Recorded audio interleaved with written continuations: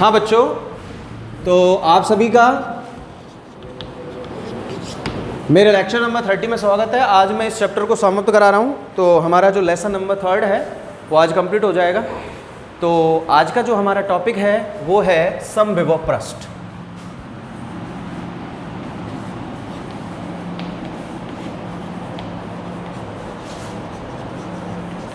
समविभव पृष्ठ। तो देखो बेटा, ये टॉपिक इतना इजी है, इसके नाम से ही आप इसकी परिभाषा को याद रख सकते हैं, समविभव पृष्ठ। आ रही बात समझ में?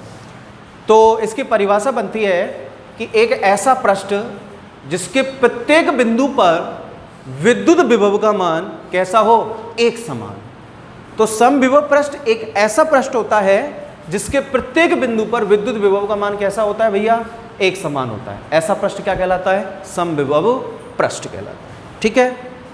इसके बाद इसके जो नोटिफिकेशंस पॉइंट आते हैं, वो जो सबसे जो इंपॉर्टेंट बात है जिसे हम कह सकते हैं महत्वपूर्ण तथ्य, वो महत्वपूर्ण तथ्य क्या होता है बेटा, कि समविभव पृष्ठ का जो लेना देना होता है ना, वो होता है विद्युत क्षेत्र के साथ। किसके साथ होता है, विद्युत क्षेत्र के साथ। तो एक बात आप हमेशा याद रखेंगे कि जो विद्युत क्षेत्र होता है ना, वो सदैव समविभव पृष्ठ के कैसे रहेगा, परपेंडिकुलर रहेगा। फॉर एन एग्जाम्पल, जैसे कि ये मेरा हाथ समविभव पृष्ठ है, ठीक है, तो ये इस कंडीशन में, बिकॉज 3D में तो जो विद्युत क्षेत्र होगा ना, वो सदैव इसके कैसा होगा, परपेंडिकुलर होगा। तो मैं आपको विद डायग्राम इस चीज को समझा देता हूं। तो आप देखेंगे कि सर ये मान लीजिए समविभव पृष्ठ, ये दूसरा समविभव पृष्ठ। तो यहां से ये विद्युत बल रेखाएं निकल रही हैं,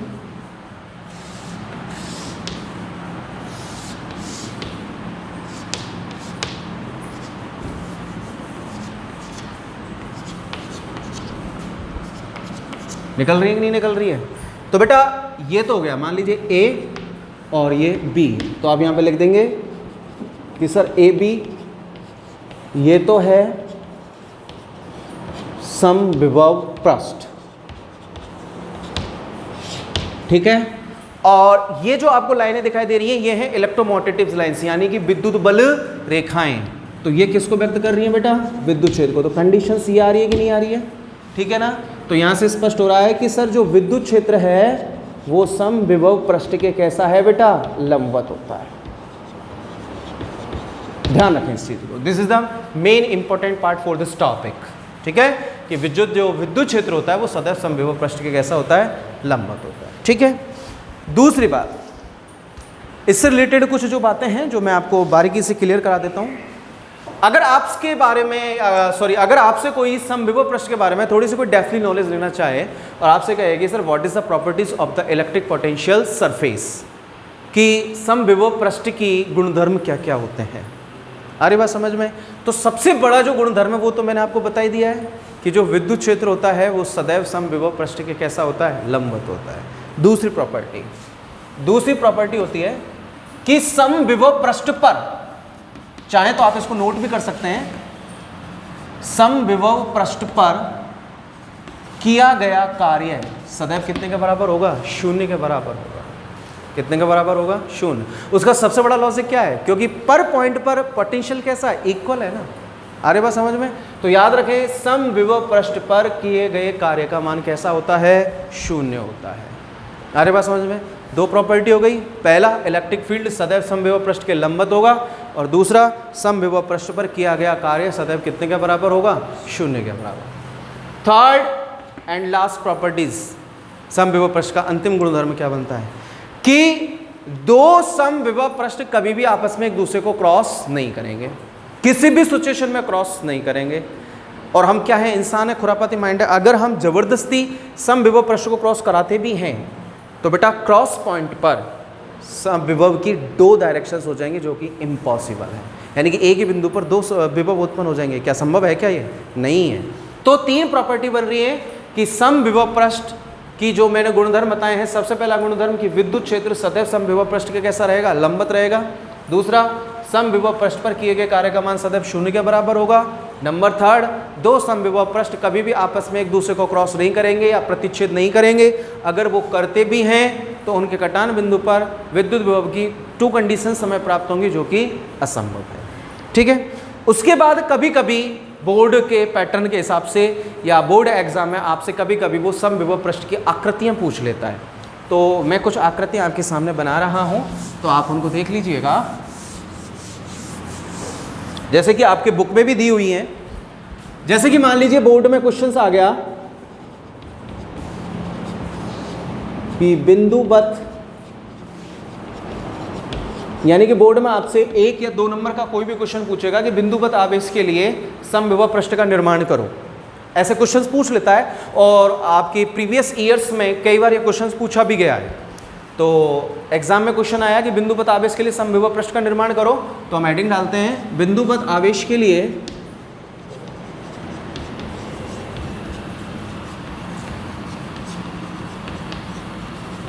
समविभव पृष्ठ, बिंदुवत आवेश के लिए समविभव पृष्ठ।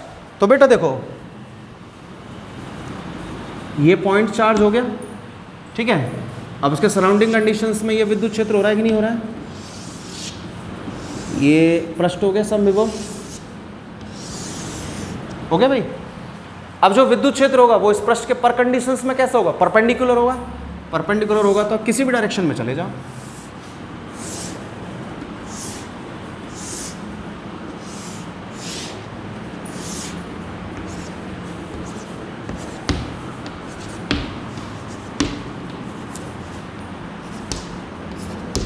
तो ये किसकी वैल्यू हो गई, विद्युत क्षेत्र की। तो ये जो भी लीनियर लाइंस आपको नजर आ रही हैं, ये किसको व्यक्त कर रही है, विद्युत क्षेत्र की स्थिति को। तो ये पृष्ठ है, तो ये 2D में है, अगर इसको 3D में लेकर आओगे तो कंडीशंस क्या बनेगी, ये सर्कल बन गया और ये क्या बन गया, विद्युत क्षेत्र। आ रही बात समझ में। तो किसके लिए बन गया, ये बिंदुवत आवेश के लिए समविभव पृष्ठ की आकृति इस हिसाब से बनेगी। और नॉर्मल सा क्वेश्चन आप बताओ, 1 नंबर का भी अगर आता है तो आपको केवल इतना सा कार्य करने पर 1 नंबर मिलता है। जो छोटी छोटी चीज़ें जो आपको याद रखनी है। नंबर 2, कभी कभी क्वेश्चंस पूछ लेता है कि भाई आवेशों के युग्म के लिए समविभव पृष्ठ की रचना कीजिए। तो आवेशों के युग्म कैसे बनाओगे, मान लीजिए ये पॉजिटिव चार्ज है और ये नेगेटिव चार्ज है, ठीक है। तो ये लीजिए, ये समविभव पृष्ठ,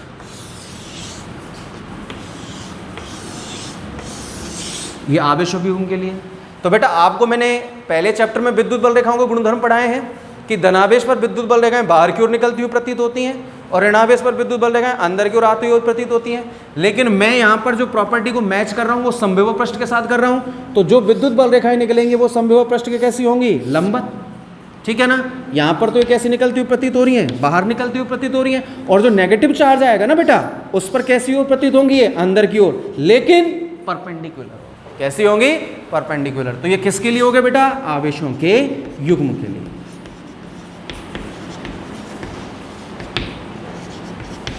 ठीक है। तो ये नॉर्मल सा टॉपिक है आपका समविभव पृष्ठ। इस पर आधारित न्यूमेरिकल भी बनता है जहां पर आपसे वर्क डन की वैल्यू निकलवाएगा, यानी कि कार्य का मान निकलवाएगा। अरे बात समझ में। तो ये छोटा सा टॉपिक है और मोस्टली जहां तक मेरा अनुभव है इस पर आधारित या तो थ्योरेटिकल क्वेश्चंस या फिर आकृतियां या इसके गुणधर्म कुछ ना कुछ पूछता जरूर है। तो ये हो गया बेटा समविभव पृष्ठ, ठीक है। अब आपका फाइनल टॉपिक बचता है बाह्य विद्युत क्षेत्र की उपस्थिति में विद्युत द्विध्रुव की स्थितिज ऊर्जा के मान की गणना। That's the last topic for this chapter.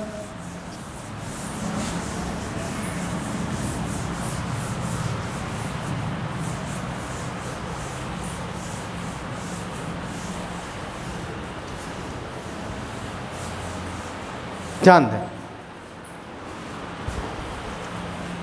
आपका टॉपिक है बाह्य विद्युत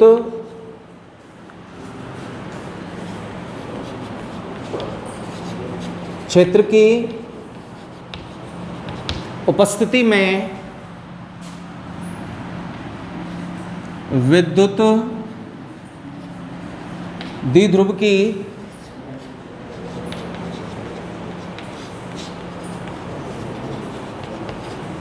स्थितिज ऊर्जा के मान की गणना। ठीक है, तो ये हमारे चैप्टर का फाइनल टॉपिक है कि बाह्य विद्युत क्षेत्र की उपस्थिति में कोई भी विद्युत द्विध्रुव है उसकी स्थितिज ऊर्जा के मान की गणना करनी है। तो देखो बेटा, बिल्कुल सिंपल सा टॉपिक है, आपको बस और बस एक बात याद रखनी है कि अगर कोई भी विद्युत द्विध्रुव, जो बोल रहा हूं उसको दिमाग में फिट बैठा लेना और वहीं से इसकी वैल्यू निकालेंगे हम। टॉपिक आ गया कि भाई बाह्य विद्युत क्षेत्र की उपस्थिति में विद्युत द्विध्रुव की स्थितिज ऊर्जा के मान की गणना करनी है। और जैसे आपके दिमाग में ये शब्द सुनाई दे कि सर कोई भी इलेक्ट्रिक डायपोल है और उसकी हम पोटेंशियल एनर्जी कैलकुलेट कर रहे हैं और वो भी किसकी अटेंडेंसी में, इलेक्ट्रिक फील्ड की अटेंडेंसी में, तो आप बताएंगे कि गुरुजी ने हमें एक बात बताई कि अगर आप किसी भी विद्युत द्विध्रुव की बाह्य विद्युत क्षेत्र की उपस्थिति में स्थितिज ऊर्जा के मान की गणना कर रहे हो तो याद रखना हमेशा कि अगर विद्युत द्विध्रुव विद्युत क्षेत्र के परस्पर कैसा है, लंबवत है। कैसा है? लंबवत। तो फॉर एन एग्जांपल, ये मेरे पास इलेक्ट्रिकल सरफेस है, विद्युत क्षेत्र है, इलेक्ट्रिक फील्ड है, ठीक है, और ये चौक हो गया इलेक्ट्रिक डायपोल। अगर ये चौक रूपी इलेक्ट्रिक डायपोल यदि इस विद्युत क्षेत्र के परस्पर लंबवत होगा तो इस कंडीशन में इस विद्युत द्विध्रुव की स्थितिज ऊर्जा का मान कितना होगा? शून्य होगा। कितना होगा? शून्य। तो प्रारंभिक स्थिति बन रही है कि नहीं बन रही है? शून्य की स्थिति। अब यहां से हम उसे जितने भी एंगल पर घुमाएंगे यानी कि विस्थापित करेंगे तो वो उसकी कौन सी स्थिति बन जाएगी? अंतिम स्थिति बन जाएगी। घुमाने में हम कार्य करेंगे और जो कार्य करेंगे वो कितने के बराबर होगा बेटा? स्थितिज ऊर्जा के बराबर। ये सिंपल सा कंसेप्ट है, तो हम ध्यान देते हैं। तो मेरा टॉपिक है बाह्य विद्युत क्षेत्र की उपस्थिति में विद्युत द्विध्रुव की स्थितिज ऊर्जा के मान की गणना। अब मैं पूरी चीज को यहीं पर बोर्ड पर क्लियर कराऊंगा, आप एक बार ढंग से सुनेंगे, आप इन फ्यूचर इस टॉपिक को कभी जिंदगी में नहीं भूलेंगे। और एक बात याद रख लें, आप इस पर आधारित न्यूमेरिकल बनता है because that's a confusing topic. क्योंकि इससे पहले मैंने आपको वर्क डन निकलवाया था विद्युत क्षेत्र की उपस्थिति में विद्युत द्विध्रुव को घुमाने में किया गया कार्य, और अब मैं निकाल रहा हूं पोटेंशियल एनर्जी। ये दिखने में सेम लगती है लेकिन दोनों में एक मेजर डिफरेंट है कि भाई वर्क डन हमने निकाला तो हमने उसको θ1 से θ2 तक ट्रांसफर किया था, लेकिन यहां पर लिमिट फाइनिट है। यहां पर हम इलेक्ट्रिक डायपोल को जब डिस्पर्स करेंगे तो वो कितने डिग्री से करेंगे? 90 डिग्री से करेंगे। वहां पर हमें एंगल की कोई वैल्यू प्राप्त नहीं थी कि कितने डिग्री से कर रहा हूं, ठीक है। तो आप देखेंगे प्रूफ, ये हो गया बेटा इलेक्ट्रिक फील्ड। ये समान दूरी पर उपस्थित ये विद्युत बल रेखाएं हैं, ठीक है बेटा। अब ये लीजिएगा, आप यहां पर लिख दीजिएगा सर ये विद्युत क्षेत्र है, ओके। और आप देख लीजिएगा ये हो गया सर इलेक्ट्रिक डायपोल,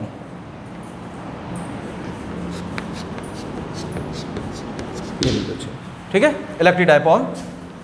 प्रारंभिक स्थिति के अनुसार ये माइनस क्यू चार्जेस, ये plus q charges and their mid distance is too small ए, ओके, हो गया। अब ये विद्युत क्षेत्र के साथ प्रारंभिक स्थिति में आप देख सकते हैं बेटा θ1 बराबर 90 डिग्री के एंगल पे है क्या? नहीं है ना। तो यहाँ पर इसकी इलेक्ट्रिक पोटेंशियल एनर्जी कितने के बराबर होगी? शून्य के बराबर, ठीक है। अब मैं जो भी काम करूंगा, जैसे कि यहाँ पर F बराबर माइनस क्यू बल कार्य करेगा और यहाँ पर F बराबर प्लस क्यू बल, यानी कि बलागुण जो कार्य करेगा, तो वो इसको कहाँ से घुमाएगा बेटा? 90 डिग्री से तो घुमाएगा। 90 से फॉर एग्जांपल इसको यहाँ तक घुमा दिया। तो ये प्रारंभिक स्थिति और ये अंतिम स्थिति। प्रारंभिक स्थिति में विद्युत क्षेत्र के साथ कितने डिग्री का कोण बना रहा था? 90 का। और दूसरी स्थिति में कितने डिग्री का कोण बना रहा है? थीटा। तो ये तो माइनस क्यू है ही है, ये प्लस क्यू हो गया और ये हो गया इनके मध्य की अल्पांश दूरी। ये कितने के कारण आया बेटा? इन दोनों बलों के कारण, जिसको हम क्या कह रहे हैं? बलयुग्म कह रहे हैं। बताइए डायग्राम समझ में आ रहा है कि नहीं आ रहा है? उम्मीद करता हूँ आ गया होगा, ठीक है। अब जरा ध्यान दीजिए, अतः अब आपको इसमें फालतू की रामायण लिखने की आवश्यकता नहीं है, आप इसको शॉर्ट एंड स्वीट भी हल कर सकते हैं। अतः विद्युत द्विध्रुव को, मेरी लैंग्वेज पर फोकस करना, अब विद्युत द्विध्रुव को उसकी प्रा से बना प्रारंभिक स्थिति से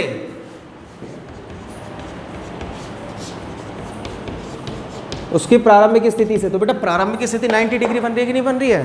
तो आप यहां पे लिखेंगे θ1 बराबर 90 डिग्री बन गई ना प्रारंभिक स्थिति। अतः विद्युत द्विध्रुव को उसकी प्रारंभिक स्थिति यानी कि θ1 बराबर 90 डिग्री से उसकी अंतिम, ऐसे बना अंतिम स्थिति अब अंतिम स्थिति कितने डिग्री की होगी वो अननोन है, तो मैं थीटा 2 बराबर क्या लिख रहा हूँ, थीटा डिग्री। मुझे नहीं पता मैं कितने डिग्री तक घुमा रहा हूँ, थीटा डिग्री तक घुमाने में किया गया कुल कार्य। लैंग्वेज का मतलब समझ में आया सभी के कि भाई विद्युत द्विध्रुव है, उसको उसकी प्रारंभिक स्थिति यानी कि थीटा इक्वल्स टू 90 से उसकी अंतिम स्थिति, अब थीटा मुझे क्या पता है कितने डिग्री का कौन है, तो अंतिम स्थिति थीटा ही तो बन रही है। थीटा तक घुमाने में मैं जितना भी कार्य करूंगा यानी कि कुल कार्य टोटल वर्क उसकी वैल्यू कैलकुलेट करूंगा। आ रही बात समझ में? तो टोटल वर्क डन हम यहां से निकालेंगे, तो वो वैल्यू कैसे निकल कर आएगी, तो देखो पहले तो अल्प कार्य करें, अल्प कार्य डी डब्ल्यू बराबर में टो डी थीटा, तो मैं उस पद को खत्म करते ही मैंने संपूर्ण या कुल वर्ड लिख दिया, समाकलन डी डब्ल्यू बराबर समाकलन 92 थीटा। अरे बस मैं प्रारंभिक स्थिति 90 अंतिम स्थिति थीटा तक ही तो लेकर आ रहा हूं, ठीक है, टो डी थीटा बन गया। अब यहां से आप टो बराबर जानते ही हैं बेटा PE sine theta, then integration d डब्ल्यू इंटीग्रेशन पी बाहर आ, एक मिनट, पीई बाहर ले लिया 92 theta sine theta d theta, कर ले समाकलन W PE minus cos theta 92 theta. हो गया भाई, मान रखिएगा, लिमिट पुट करो, PE minus cos theta plus cos 90, cos 90 खत्म, जीरो, माइनस डब्ल्यू बराबर में माइनस पीई कोस थीटा। बोला आ रहा है कि नहीं आ रहा है? अब इतना घुमाने में जो कार्य कर रहा हूं वो कितने के बराबर आएगा बेटा, विद्युत स्थितिज ऊर्जा के बराबर आएगा कि नहीं आएगा? आएगा ना, डब्ल्यू बराबर यू, तो यू का फंक्शन भी क्या आ गया, यू बराबर में माइनस के PE cos theta. This is a major functions, किसका है ये, बाह्य विद्युत क्षेत्र की उपस्थिति में विद्युत द्विध्रुव की स्थितिज ऊर्जा का मुख्य फॉर्मूला Q बराबर माइनस पीई कॉस थीटा। अब मैं इसके नोटिफिकेशंस पॉइंट भी निकाल सकता हूं, और नोटिफिकेशंस पॉइंट क्या बनेंगे बताओ, एक बार तो 90 से इसको कहां तक घुमाऊंगा, 0 डिग्री तक, और एक बार उल्टा ले जाऊंगा 180 पर कर लूंगा, दो स्थिति होंगी। तो यदि थीटा बराबर कितने डिग्री हो, 90 डिग्री हो, अरे बात समझ में, तो सॉरी 90 तो प्रारंभिक स्थिति है ही है, 0 डिग्री पर लेकर आऊँगा, ठीक है, तो माइनस पीई कॉस 0, कॉस 0 का मान 1, तो u बराबर में कितना हो गया, माइनस के पीई, ठीक है ना। उसके बाद थीटा बराबर 180, तो u बराबर माइनस के पीई कॉस 180, आप जानते ही हैं कोस 180 बराबर में माइनस एक माइनस से माइनस प्लस, ठीक है ना, तो u बराबर में कितना आ जाएगा, पीई। तो ये दो वैल्यू आपके पास निकल कर आ जाते हैं, ठीक है। तो सबसे पहले हमने वर्क डन निकाला, ठीक है ना, वर्क डन के बाद हमारे पास जो वैल्यू निकल कर आ रही है वो कितनी आ रही है, कार्य की मान की स्थिति माइनस पीई कोस थीटा। आप जानते हैं कि ये टोटल जो वर्क है वो इलेक्ट्रिक पोटेंशियल एनर्जी u के बराबर होगा, तो u बराबर में कितना हो गया, माइनस कॉस थीटा, भाई माइनस पीई कॉस थीटा। अब दो लिमिट बनेंगी, दो लिमिट कैसे बनेगी, या तो 90 से इसको मैं 0 तक लेकर आऊंगा, तो फाइनल कंडीशन थीटा बराबर कितनी हो रही है, 0 ही तो हो रही है, या फिर अंतिम कंडीशन कैसे हो जाएगी, जस्ट अपोजिट कर दूंगा, अपोजिट करने पर कितनी हो जाएगी 180, और 180 is to -1, -1 is to minus, खत्म हो जाएगा। तो एक चीज क्लियर हो गई, 0 पर माइनस पी आ रहा है और 180 पर कितना आ रहा है, प्लस पी आ रहा है। That's all for this condition. तो यहां पर आकर आपका लेसन नंबर 3 दी एंड होता है। अब इससे जो मेरी अगली क्लास होगी, लेसन नंबर 4 को स्टार्ट करने से पहले आप जैसे इन दोनों वीडियोस को देख लें, तो जो न्यूमेरिकल्स आपसे नहीं हो रहा है आप न्यूमेरिकल्स को हल करें, और जो न्यूमेरिकल्स आपसे हल नहीं हो रहा है उसको आप कमेंट बॉक्स में डाल दें या पर्सनल मेरे नंबर पर मैसेज डाल दें। इससे जो अगली क्लास होगी वो प्रॉपर मेरी न्यूमेरिकल की क्लास होगी, जिसमें मैं 3rd चैप्टर से संबंधित जितने भी टॉपिक हैं उनसे संबंधित न्यूमेरिकल्स को हल कराऊं। Thank you.